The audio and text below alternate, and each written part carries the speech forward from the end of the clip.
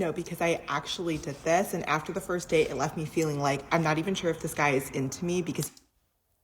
Today, we are going to talk about the phenomenon of people not asking questions on dates, how frustrating it is, why does it happen, and what can you do about it.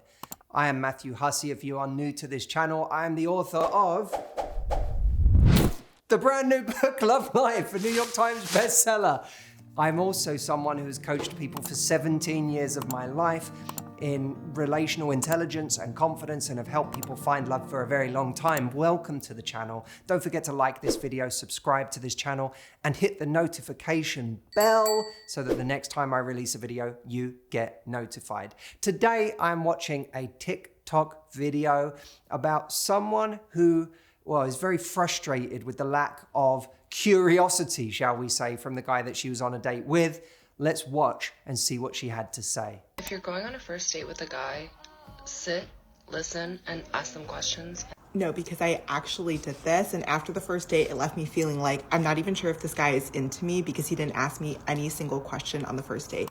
Have any of you experienced this? Is this something that has been a frustration for you in the past? Someone literally sitting across from you, you feeling like you're doing a great job of being a dinner partner and asking questions and being curious about this person in front of you, because ultimately that's what a date is, isn't it? It's two people who are trying to get to know each other enough to know whether they want to do it again.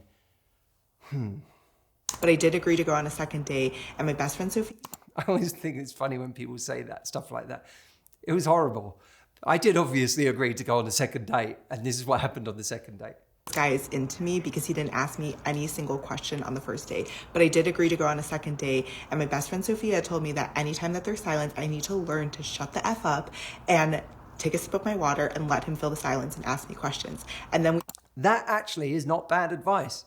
The idea that, we ourselves might be talking too much to really create the space for someone to feel like there's a part for them to play. When we are in the position of feeling like, if we don't talk, the other person's not going to do all of the work for us, we're more likely to step into that position of asking some questions. If you relate at all to being a people pleaser, to fawning as a behavior, to feeling like you feel awkward easily, then you may have a tendency towards filling any silence, even before it's occurred, making sure there never will be a silence, because the idea of that silence is just so painfully anxiety-inducing for you. So you say, I'm just going to keep asking questions, and then at the end of the conversation, you go, they didn't ask me anything.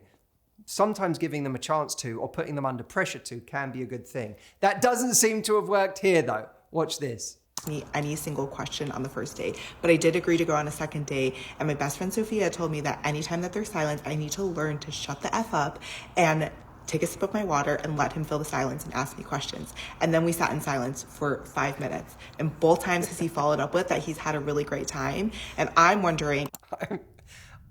Let's keep watching. I'm wondering if we were on the same date, but of course he had a great time. He was just talking about himself the whole time. I mean, it's really good. It's a great delivery. I love the idea that she let there be a silence and he just went, okay, and just sat there and just kept sawing his steak. That's something you'd do. Audrey said that's something I would do. I do like not talking. Audrey sometimes does criticize me on dates for not talking at all. But in fairness, I think the charge I can avoid is the one where I'm just talking about myself. Audrey's complaint is just that I'm not talking at all. Is that fair? Yeah, she's nodding, and yes. We do all have different communication styles. And I suppose to extract some value out of this situation, which so many people find themselves in, it's worth figuring out, how do we tell the difference between someone who is displaying very self-involved, self-indulgent, on the extreme end of the spectrum, narcissistic tendencies to only talk about themselves, and how do we know if someone just has a different communication style than us, if they themselves are nervous, and them ranting on is a form of nerves, and they're never really getting around to a question because that's their form of awkwardness. Your form of awkwardness is asking lots and lots of questions, and their form of awkwardness is never asking any. What I think we can stand to get better at is communicating, even hinting at some of our standards in a playful way, in a non-combative way, in a way that doesn't necessarily make things feel weird in the moment. You should say, okay, I've asked you so many questions. I know so much about you by now. What do you want to know about me? And that's a great way to actually, point out that they haven't been asking you any questions, albeit in a playful way. It's non-combative. It's also a great way of just forcing their hand and saying, ask me some questions about me. Are you even interested in knowing anything about me? Which is a great thing to know at that stage. Do they go, oh my God, yeah, okay, let me ask you. How many brothers and sisters do you have? Or did you grow up here? Or whatever they say. Do they actually seem like that woke them up out of a little spell and now they're interested in asking you questions? Or does it now seem laborious to them and that they're not interested now that they're not talking about themselves, which is a more troubling sign? By the way, if you liked that script, that way of bringing it up, that was given to me by Matthew AI. And if you don't know what Matthew AI is, it is our brand new invention where you can call, ask your question, and you will hear my voice giving you an answer to any love life question you have right now. AskMH.com is where you can go and use this brand new revolutionary tool that we have available. I do think in not all of these cases, but in some of these cases, we need to take some responsibility for saying, I am sometimes just going to take the mic. If this person is willing to kind of take the mic and talk about themselves, well, in some ways, what is a conversation? Yes, a conversation is an exchange of questions, but it's also just an exchange. If I ask you a question and you talk, at the end of you talking, I can then say, wow, that's so interesting. Yeah, that makes me think about me in this way. That makes me think about that trip I took to Patagonia 3 years ago. And when I was there, I was really thinking, you can then take the microphone and freestyle for a little bit. Now, if they're not interested in anything you just said, again, that's a problem. But if they're like, wow, okay, wow, that's really interesting. So how long were you there for? What you might find is what it needed was for you to be willing to take the mic. Don't always wait for someone to give you the floor. Instead, say, sometimes I'm actually just going to verbalize what I'm thinking, what that makes me think about, how that relates to me. I don't want to excuse in any of this the kinds of people, especially the gentlemen out there who this complaint is often levied against. I don't want to excuse them of that really self-involved tendency to only care about what they're saying and to only enjoy a date when they are talking about themselves and how impressive they are. But I also think that there may be cases where the communication style is just different. I mean, if I look at the guys in my family even, a lot of the time they'll get together and the conversation will go something like, oh, so you play Mario Kart? And the other person will be like, yeah, I play Mario Kart. And then they'll talk all about Mario Kart for the next 20 minutes. And they'll come away from that and go, I just met a really cool guy. I really enjoyed meeting him. And, someone in our family will go, oh, well, where's he from? Oh, I don't know. Well, has he got a family or has he got, I don't know. Well, how long is he here for? I have no idea. What's his favorite character in Mario Kart? Let me tell you the build on his favorite kart. There's a kind of exchange that goes on that level that doesn't always take the form of factual information about the person. I'll sometimes hang out with a friend for half the day and I'll get home and Audrey will say, how's their marriage? How's their thing? They've got this coming up and how's it? And I'll go, I don't know. And she'll go, well, what did you talk about for the last 5 hours? I don't know, but it was good. It was really good. We were just talking about like ice baths and like what they're up to this, it's like, it doesn't happen the same way I know her conversations happen, which doesn't make them worse. It does sometimes mean that the person in front of you needs to be educated on the communication that you want to have.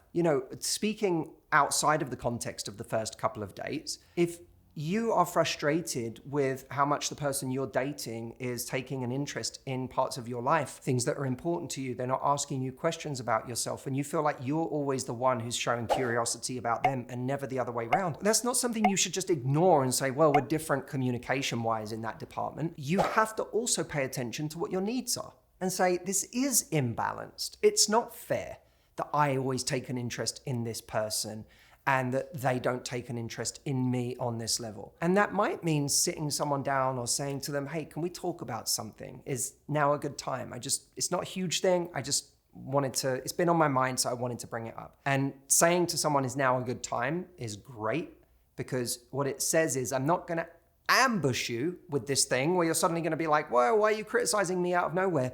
I'm actually creating a space right now, a compartment of time for us to actually talk about this, and you've given me permission to talk about it. And if they say, okay, yeah, what's up?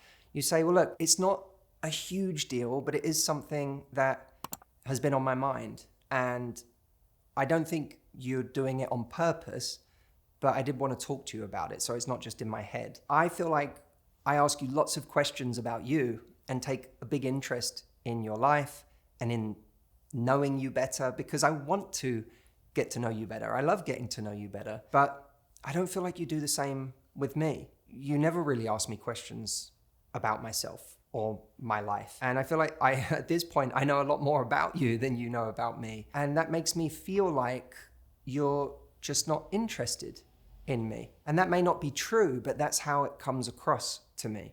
So I wanted to just let you know and talk to you about it. Having that conversation, it brings it all out into the open. And it's not making someone a bad person, and it's not making a huge deal out of it. It's allowing them the benefit of the doubt that they don't mean badly, and it may not even be something they realize, but it's affecting you. That's the important part. Like it's been on my mind. This is your chance to educate someone on what you need. And in a sense, this whole video I'm making here isn't really about who's right or wrong, although clearly in conversations where one person dominates and only talks about themselves, there is a more selfish behavior on one side of that conversation. But if we take it out of the realm of, that which kind of conjures up an image of a not so pleasant person, and we just look at, there is a big communication difference here. And really the only important thing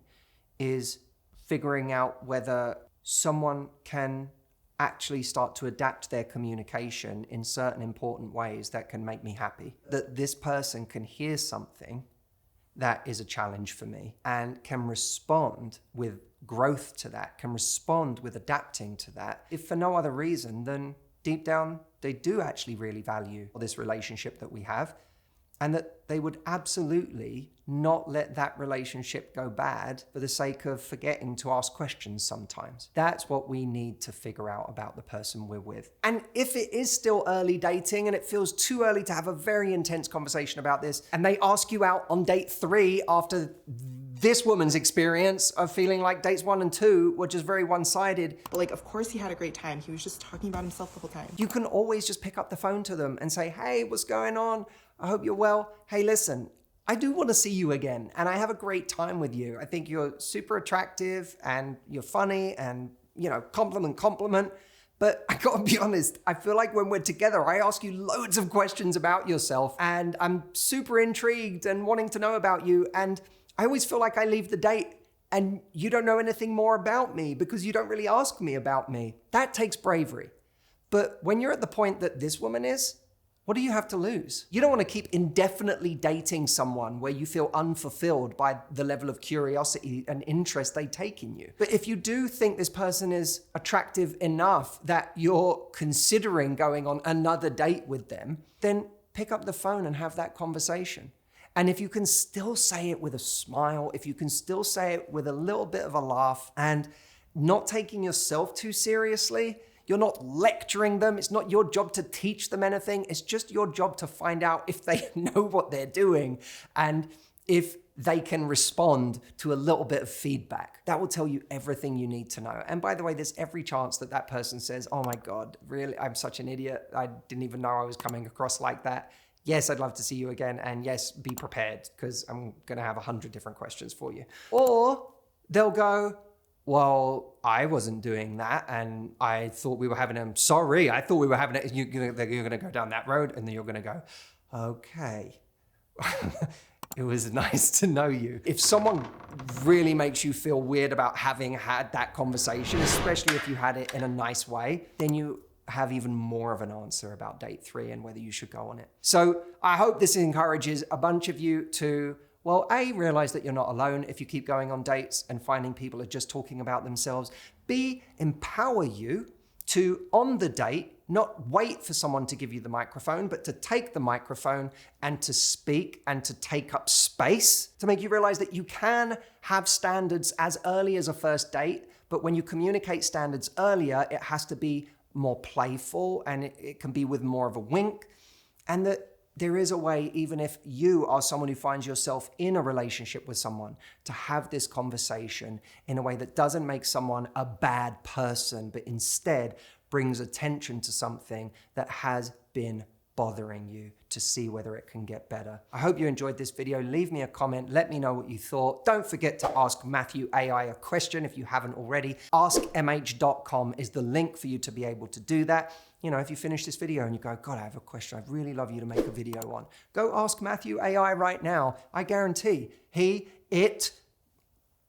clone me, will have an answer for you. So go check it out, askmh.com. Be well, friends, and love life.